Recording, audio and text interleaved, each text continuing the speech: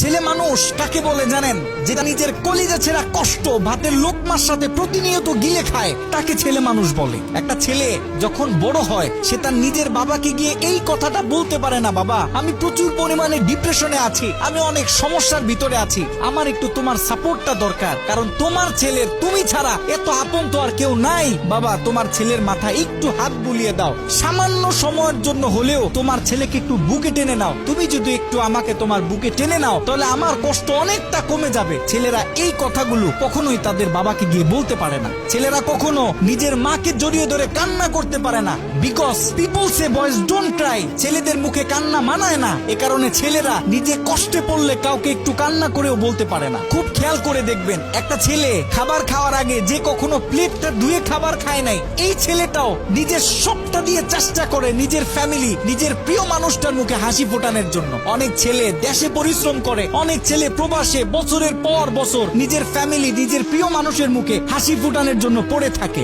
দিন শেষে ছেলেদের মুখে হাসি ফোটানোর মতো কাউকে পাওয়া যায় না। আমি মনে করি boys are the best actor in the world. এই পৃথিবীতে ছেলেরা হচ্ছে সব থেকে বড় অভিনেতা, কারণ ছেলেরা নিজেদের বুকে হাজারো লক্ষ কষ্ট পুঁতে রেখেও মুখে হাসি নিয়ে চলে, কারণ সে জানে আজকে আমি যদি ভেঙে পড়ি তাহলে আমার পুরো ফ্যামিলিটা অস্তিত্বহীন হয়ে যাবে।